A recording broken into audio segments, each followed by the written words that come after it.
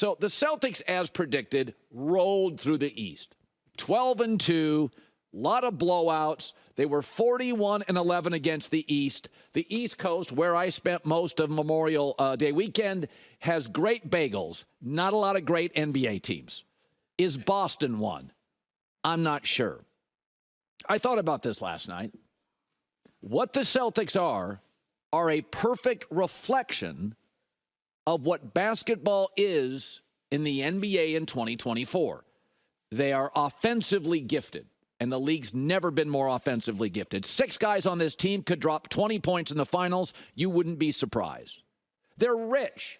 Derek White's their number 3 or 4 starter. He'll make $18 million this year. They're mobile.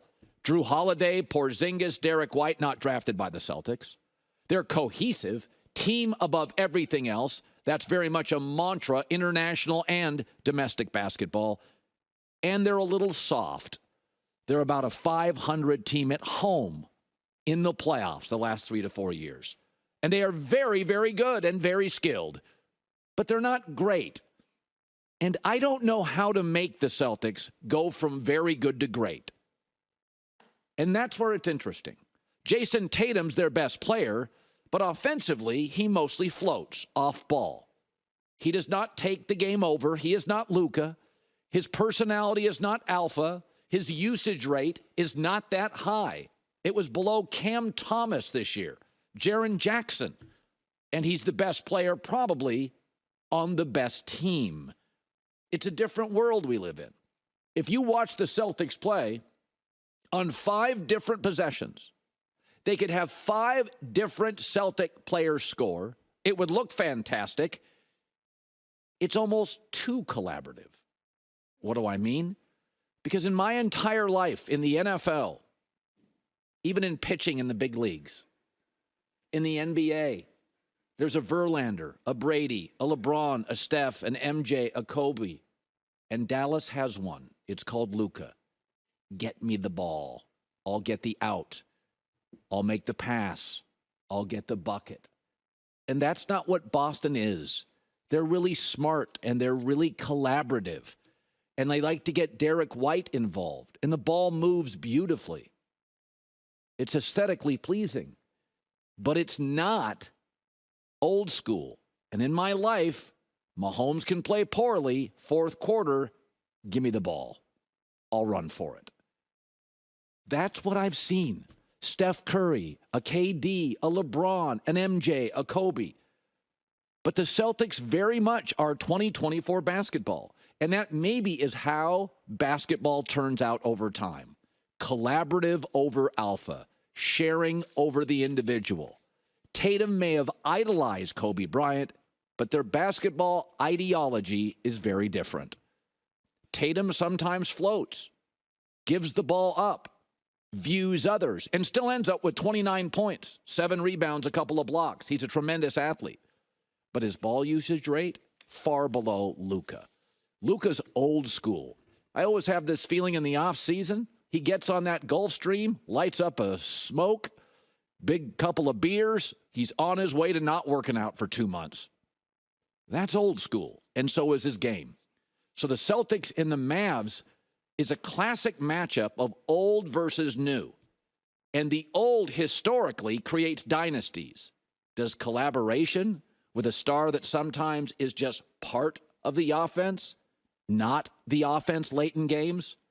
So I thought it was fitting as they swept the Pacers that Jaylen Brown, their number 2 player on most nights, ended up being the MVP of this series. It's sort of like we hear about that bring the dog to work, the Googleization of work, collaborative, Fridays off, everybody gets along. In a perfect world, that's the way it would be. We would all have balance.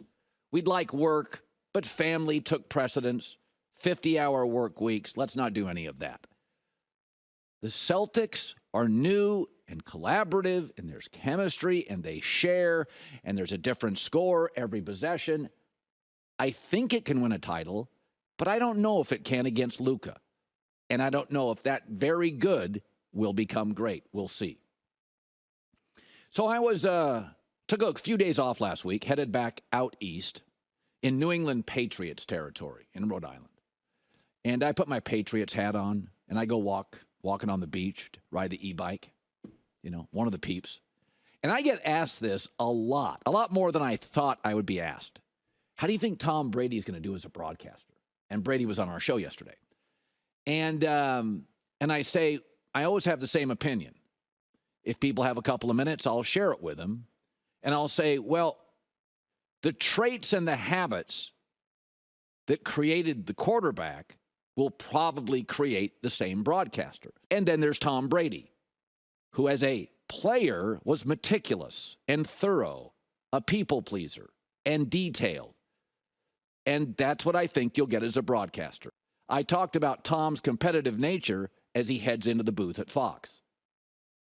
I think if I want to put effort into something, then naturally I'll be more competitive at it because I'll invested a little bit of my time, a little bit of my energy into it. Certainly with a broadcaster, I don't think for me it's about competition. I think for me it's about, did I put everything I could into it, and did I give the fans everything that they tuned in for? And that's really how I'll end up gauging myself, and I'll have to look at myself at the end of every Sunday night going, did I do a good enough job? Did I live up to the belief that Fox had in me? Did I live up to the expectations of my teammates, Kevin Burkhardt and Aaron and Tom and the entire team? That's ultimately how I judge myself in that new role. Just like he was as a quarterback, a people pleaser. Didn't have dinner with Belichick for 20 years, but always at some level sought his approval. John Madden coached or taught a class on football at Cal Poly.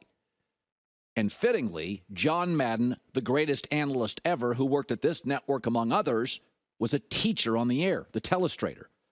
He was trying to teach you football in a very relatable way. John Gruden, intense, passionate as a coach and as a TV analyst. I think Brady will be exactly what he was as a quarterback, really into the details. I asked him, and this was so Brady, the answer, did you pay attention to the league when you were playing beyond the Patriots? I try to pay attention and follow every team every week. That was our job. That was to understand the whole league, the perspective. Every game counts. Those games meant whatever games. They meant a lot to the division standings. Ultimately, because our team was very competitive, the conference standings were very important. You didn't look too much beyond that, and we never talked about the playoffs and so forth, but I knew what every division opponent was doing every week, where there were upsets, where there were injuries. Those were all very important to the success of our team. Of course, Tom Brady knew what everybody else in the league was doing. As a quarterback and as a broadcaster, I think that's what he'll deliver.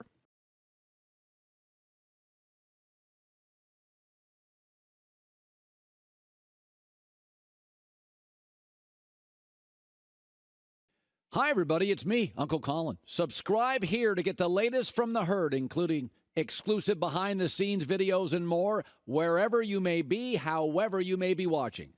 Thanks again for making us part of your day.